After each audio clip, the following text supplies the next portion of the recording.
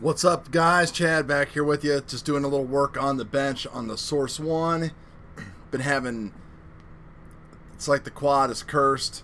Been trying to sort out some video issues. Don't really know what has been going on, but my last time I posted a video where I rewired everything, powered the camera off of the VTX, all that kind of stuff, and was flying again the other day with the Source 1, and I had a micro eagle here. I've never had a camera really fail on me before, but the camera just keeps on dropping out and kind of going like black and things. So I don't really know what else to do besides replace the camera. So what I did was I went ahead and switched out the camera to a CAD-X here and went outside and did a quick test flight on it, and everything was looking alright, I guess. It didn't fail on me or nothing like that. So I'm just gonna solder this thing up the right way. I've been cleaning it up, cleaning all the mud off of it again for like the third time. So I'm hoping that this is the last time. It's kind of like my wintertime like beater quad, even though it flies really great. But we kind of are in this pattern right now where it rains a lot and gets muddy, and then it gets cold. So the ground just, you know, isn't freezing or isn't hard enough. So everything is just a sloppy mess. I'm also checking, trying out some new live stream settings here. So if you got anybody watching out there live right now has any feedback as far as how the stream looks and sounds, I would appreciate it. Didn't schedule this as an event, just kind of decided to do it impromptu here while I'm messing around with it and cleaning things up. I already got the quad cleaned up as far as I'm going to, as far as just getting all the mud off of it and cleaning things here and there. Hope everybody's having a good day. Hope people are able to do some flying. Maybe. It's getting pretty tough here in the winter time. I still have a couple of the CAD-X cameras laying around. I actually kind of like them. They look pretty good. This is like the Turbo V1s or whatever. I have one as my main FPV camera on my Acrobrat that I have a dual camera setup running on. So I decided to go ahead and throw it on the other one I had here on the Source 1.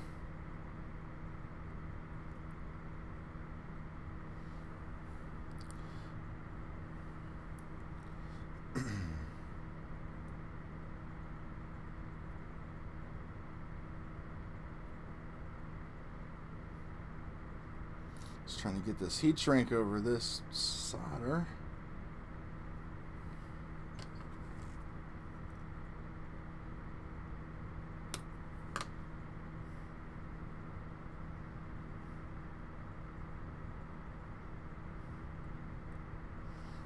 Go.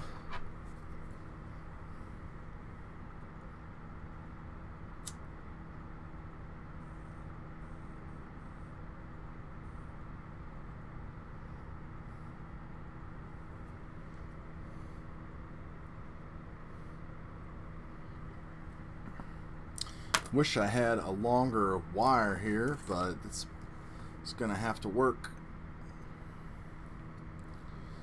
Just plug this back into the bottom of the Tempest here.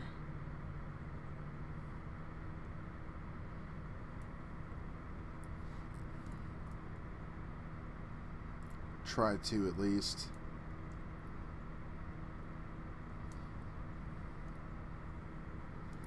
Did notice that the CAD-X cameras seem to like running in rapid fire mode 2 versus 1 on my test flight, because I haven't actually flown the other Acrobrat with the CAD-X on there. so that's not a big deal.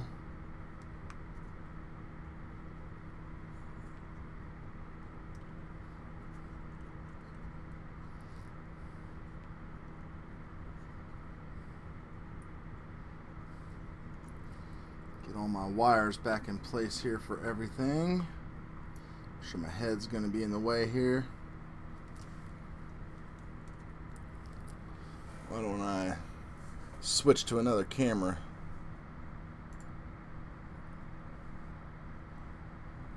Yeah, it looks a little out of focus.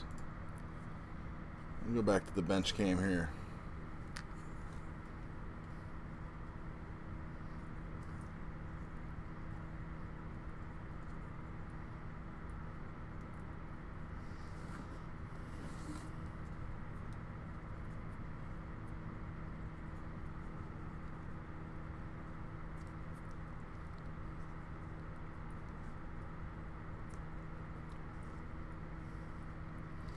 Get all my ESC wires back where they need to be. Like that.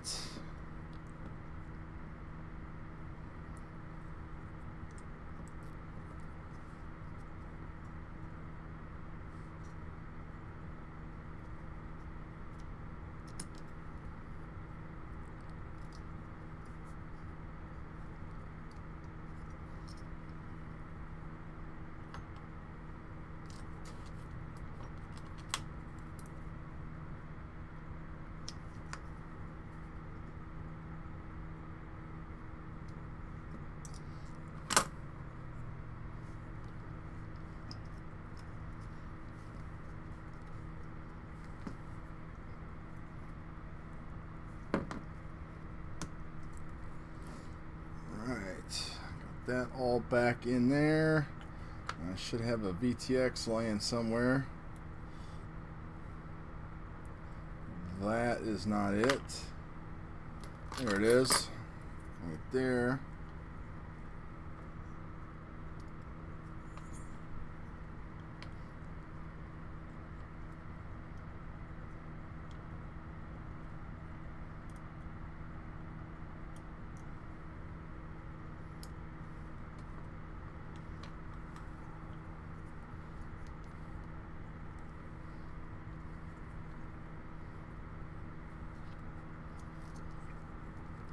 So now what I want to do... What's going on, Nordic? How are you, man?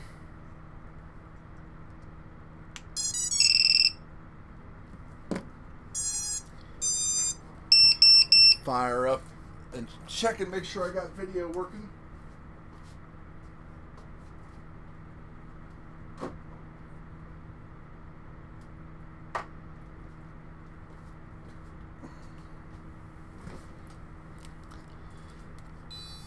Fire up the old goggles here, and yep, I got video. Everything is looking good there with the rapid fire.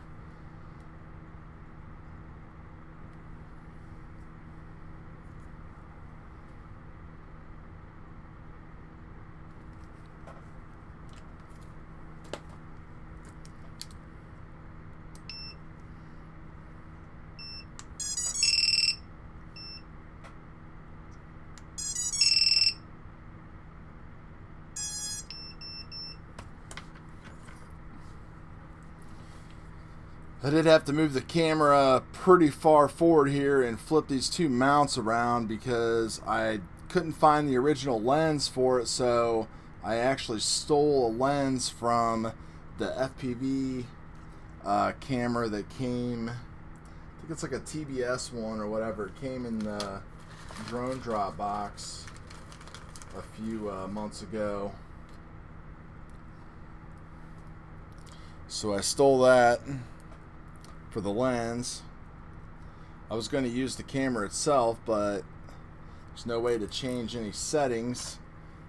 Of course, I don't have a way to change settings with this one either, but I did not want to take a chance with the rapid fire because not sure how it would react with that camera.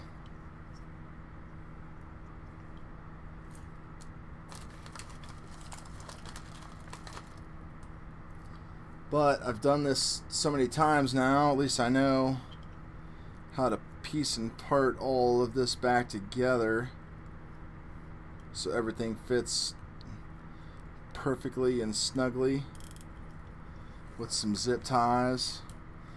Frame's too dirty really to use VHB tape, no matter how much you wipe it down. Just doesn't like it right now.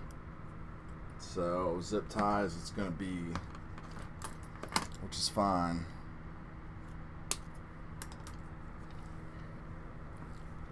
So there's one for the tramp, and then I'm just gonna slide this over top here next, and then there's the crossfire and the buzzer, so I need a double zip tie for that, and I'm actually gonna run it up through the side here and around.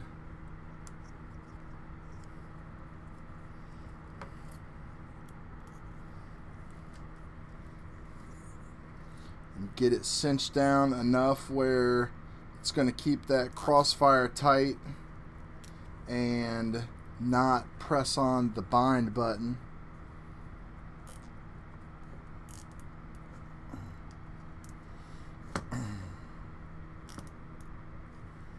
So there's our bind button right there. So everything should be okay. Make this tighter.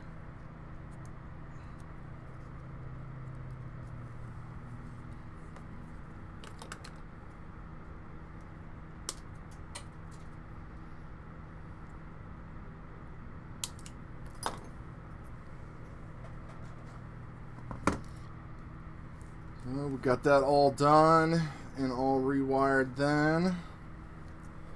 So we can start buttoning this back up. The thing that's great about this frame and this Tempest setup is it's not it's got so much meat in the middle, it's not really susceptible to a lot of stupid vibrations that these gyros that are supposed to be so against vibrations, so it doesn't pick up all that junk. You see some of the videos, the video of this thing is super smooth and the flight is super smooth, so you can kind of just slop this thing together. This has got my Primo 2207 2450s on it, which, you know, those all come from Richard at Multicopter Builders. And I just make sure the board looks about even, which it does. So there's the build. Got all the dirt out of there. Everything seems pretty nice and smooth.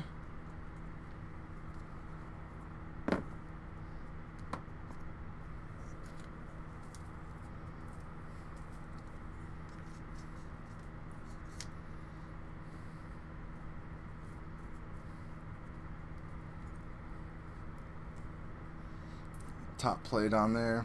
I guess what I should do is plug this back in here. We'll actually make sure everything spools up here.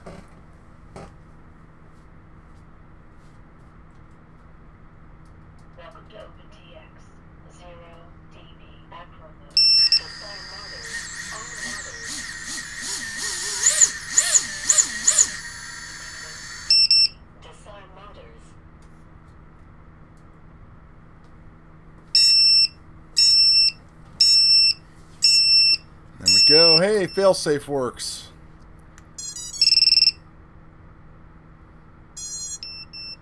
Unintended consequences. You gotta love that.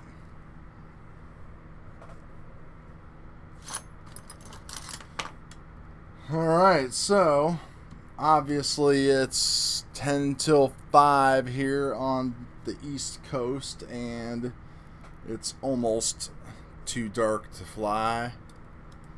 I've already gave it a test flight with this camera, so I think the issue definitely was the camera. I mean, it's the only thing it had to be, because I changed VTXs. I then rewired VTX power from the tramp to power the camera. So that took the flight controller power regulator out of the question, which the Tempest just is a beast anyway. You should never have a problem with any power regulation with a Motolab Tempest. Oldies but goodies.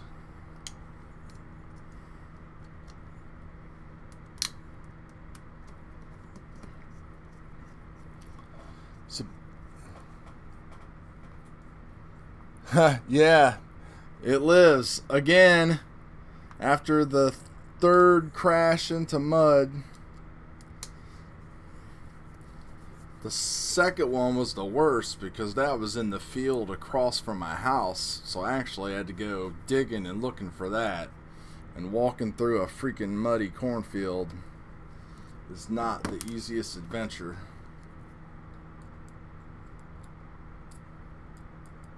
And it was like deep, man. It was like right in the middle of it, so there was like no easy way to get in there. Like you just had to go in.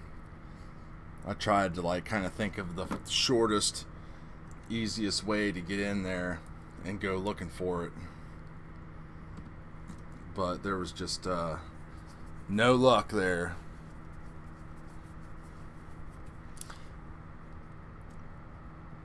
Yeah, both of them were pretty big drops, you know, 100 feet maybe each time. I see some people have spoken, have broken, like, you know, the edges of the arms here, like they kind of snap like right here, but I haven't any problems with it. The only problem I have is just dirt and mud, which is like not a bad problem, but it's not fun. Definitely makes a mess. Camera's kind of crooked. I need to jump on the Thingiverse and see if anybody has made a I guess I have. I'm using one of the RunCam adapters for this thing.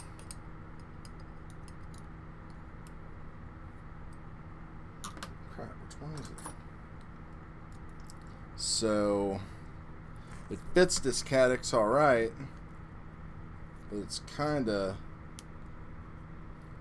crooked. Let's see here.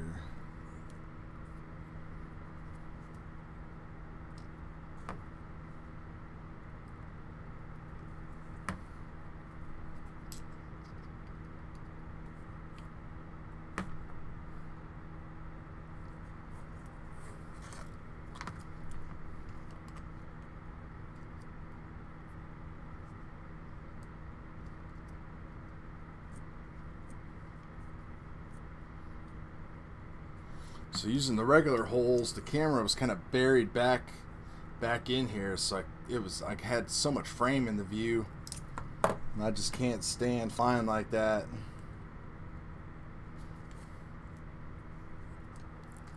So, but that's not bad right there. I mean, if it breaks, it breaks. These are like $10 or whatever they are, $10, $15 cameras.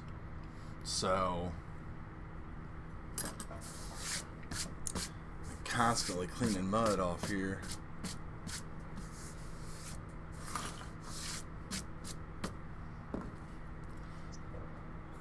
So that is fixed. So now all I got to do is remember to get some of that out of there. I just got to remember to run this in Rapid Fire 2, which pretty much everything that I'm running right now seems to run better in 2 for some reason.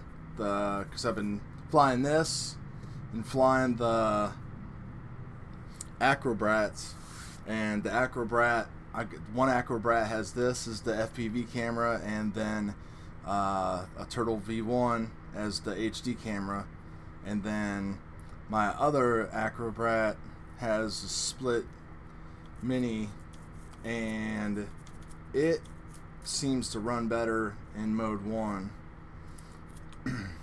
But I'm about ready to, I think, switch that out. I might even start the 3D print tonight and do a dual camera on that one too, just because I like flying. I mean, I'll fly indoors or nothing like that during the winter time, but I don't like to go walking around in the mud and stuff like this, you know, and I know those things fly pretty good. I don't want to fly my Epics a lot this time of year unless I want to get some really good footage, which I don't crash them anyway, you know, with the type of flying I do with them, and I really trust them, you know, so it's part of like having the quad is having a lot of trust in it. So I have no problem flying it, but they're just like my main, they're like my babies, you know, and it's like I don't want to like mess them up and have to go digging in the mud and everything like that, even though it would give me an excuse to get some cool prints off of Richard. So, but believe it or not, I've been into just flying, more into flying wings here this summer. I mean this winter. I looked at my YouTube channel and I did the same thing last year with the Recruit when I got my first one, and it was like right at Ready Made FPV Fest, and then I was messing around with it like all fall and all winter, and I just love flying it because, you know, it flies for a long time. The iNav, working on it, it's like I haven't done any videos on it yet, but I want to. It's like my most successful iNav build that I've ever had. Like, I've always had something that didn't work with iNav, and I blame a lot of it on the flight controllers I was using, because I don't know, I just do. I don't want to blame iNav. I know there's problems with this and that, but, you know, I had 3 of the CL Racing Air V2 boards go out on me. One had an OSD chip go out, and the other 2 had the regulators go out. You know, and if you see Ola Chang's stuff that he has now with his new F7 boards and all that, it's pretty much like the same thing. Like, people have like his power regulators like go bad. I don't know what he does. Like, he's such a super nice guy though, because I mean, when I had that in my Nano Goblin, the Nano Goblin, I had it just wired just perfect to just work with that flight controller, and I didn't want to mess around and try another one, you know. So he sent me his own last Air V2 that he had before he went to China for like a couple months, just so I could fly. So I mean, that's pretty cool. Nobody would do that, you know, so I'm not gonna bash the guy at all, but you know, he definitely needs to figure something out with why he has those problems. He started on his CL Racing F4S or whatever, and he has the same problems over and over. So I got the Maytech 405 wing in the new one, in the Recruit, and it runs perfect. Return to home is perfect. All the nav modes are perfect. The only auto launch is perfect. I just had to do some changes on auto launch because I wasn't able to. I kind of had like air mode going on, so like whenever you would turn it on, like it would always be, the prop would always be spinning a little bit. So I had to make some changes to that because I can't auto tune it, because you have to be able to land and save the tune before you disarm. Well, you can't land with a wing and do that because your propeller's still spinning.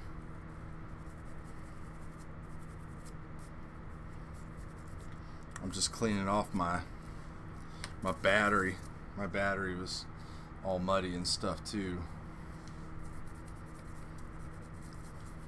So I've been messing around with that, playing some video games. Let's see, I'm building a 7-inch and had the same issue with the camera. Sits far. Building a 7-inch. Oh man, going big time.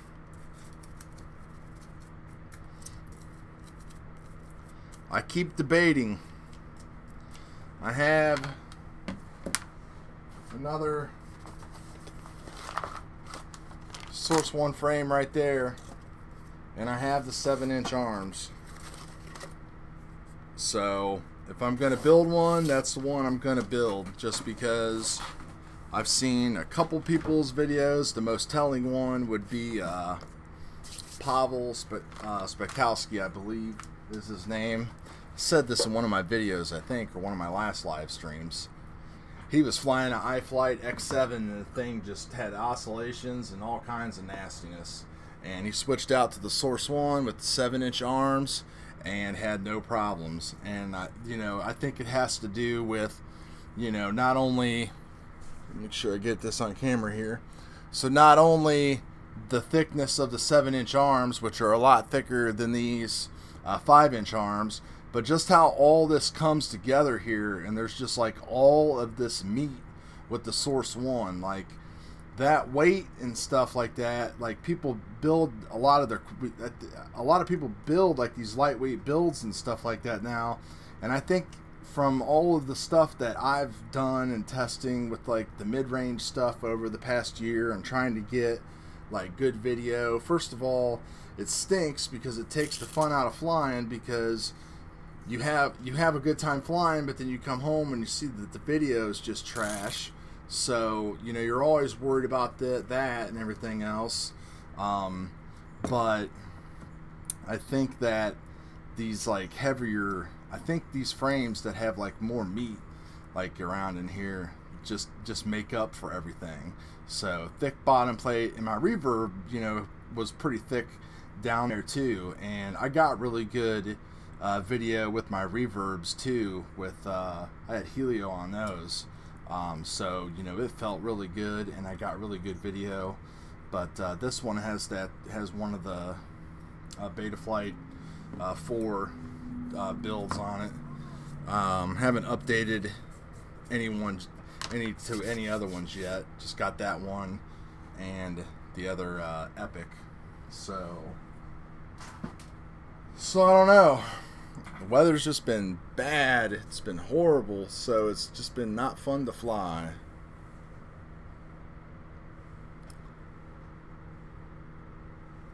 Hey, that's good. I'm glad that him and myself could make you decide. I mean, if you watch his videos, man, like he went through a process. It's not like it was a very thorough process too.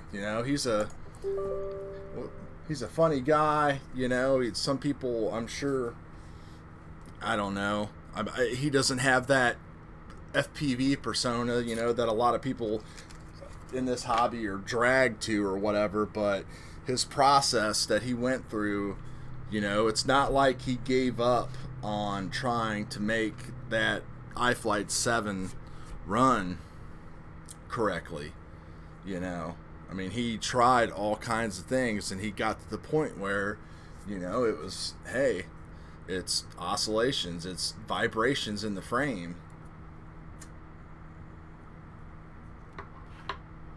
And I think the same thing goes down all the way to 6-inch and 5-inch as well. It's just the way it is now. I don't understand. No matter how smooth your motors are or how things are soft mounted, there just always seems to be something. So when you get that, get more of that meat and more of that carbon in there to just absorb that stuff, it just kind of makes it all go away. So and then it just makes things fly better too, because your gyro isn't getting all this stupid information that it doesn't need. So you're able to get a great flight. I mean, I think that's part of the reason why Betaflight 4.0, the dev builds, are running so good on my quads, because I don't have to battle any of that stuff. So the stock tunes feel great. I mean, I really just have changed a couple points on P, so I'd be interested to see how's did you flash a Beta Flight 4 build to your 7-inch, or what are you running on there?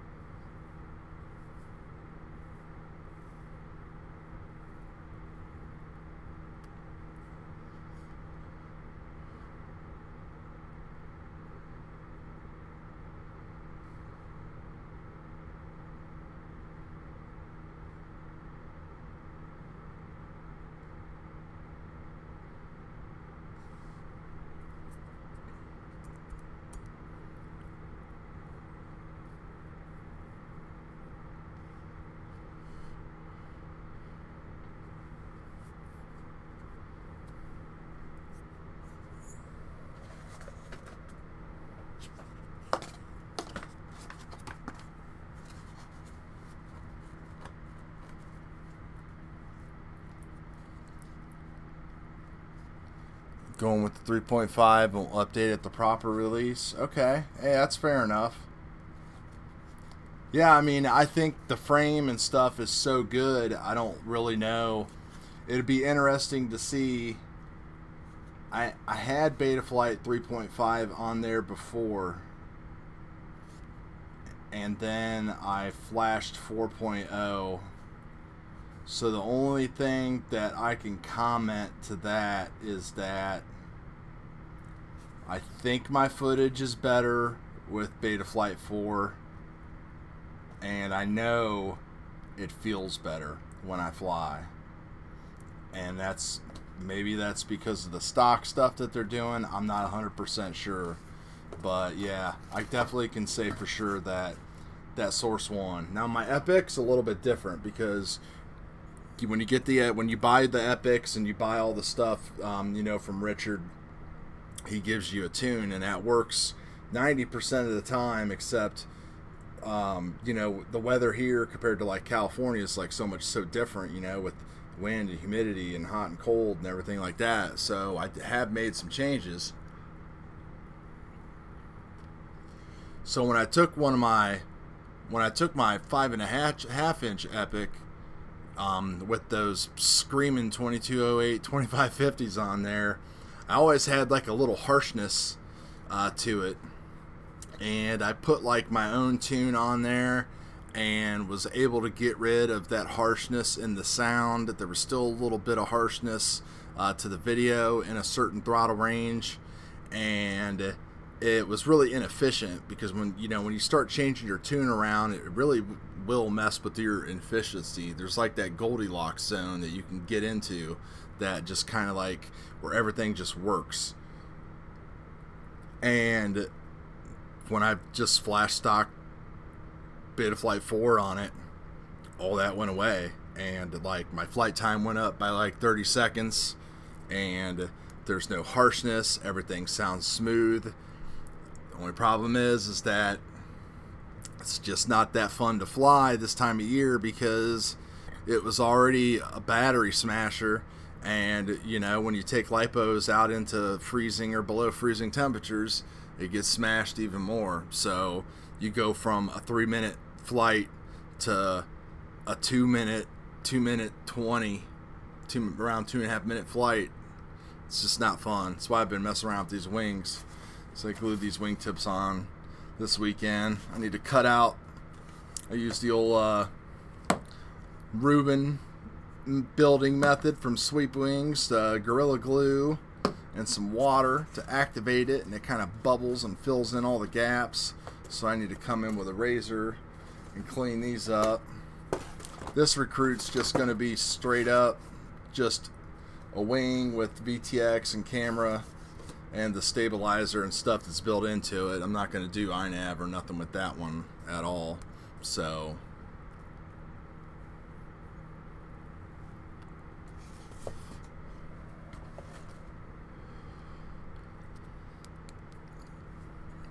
oh man, so now what? It's 5:10.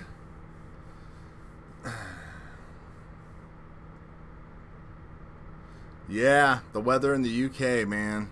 I bet. I got nothing to complain about. I love the UK, man. I love listening to the Let's Run Out guys. Those guys just kill me. You must be a northern guy if you're complaining about the wet and windy. You up there with Andy RC.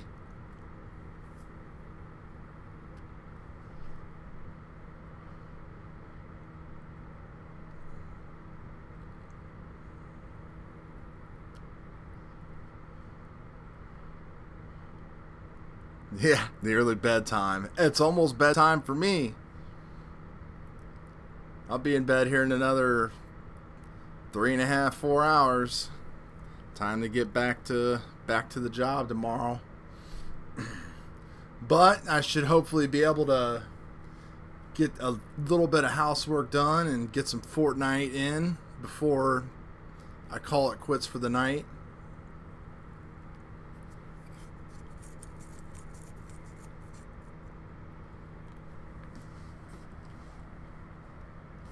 Essex, about an hour from London.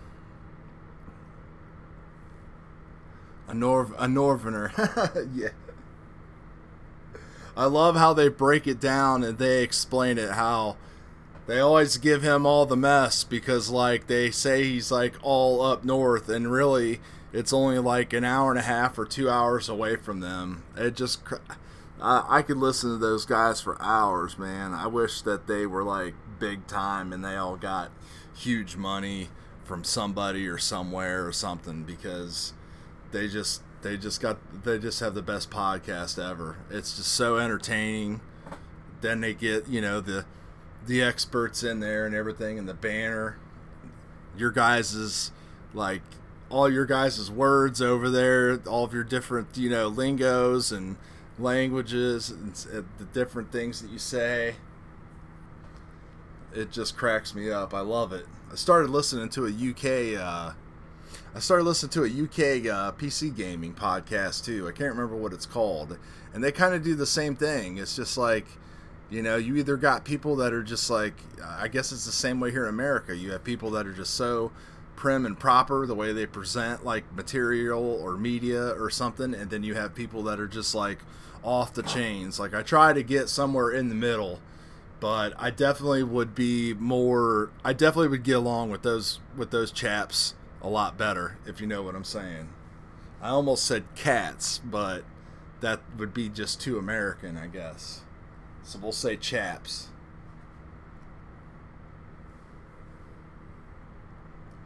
Think they should have a podcast maybe coming on tonight, or maybe they have one on right now. I'm not 100% sure. I can't remember if they do Wednesday nights or Thursday nights.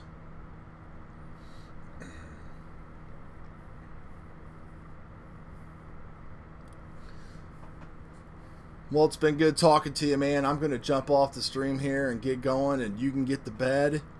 Thanks for checking out the channel and everything. I'll have some more stuff coming. You'll be seeing an update on how this Source 1 holds out. Hopefully that's the camera was the issue here. So there's nothing left to change. The only thing left to do is just throw it in the bin and light it on fire. That's really about it. So we'll talk to you guys later. Have a good night.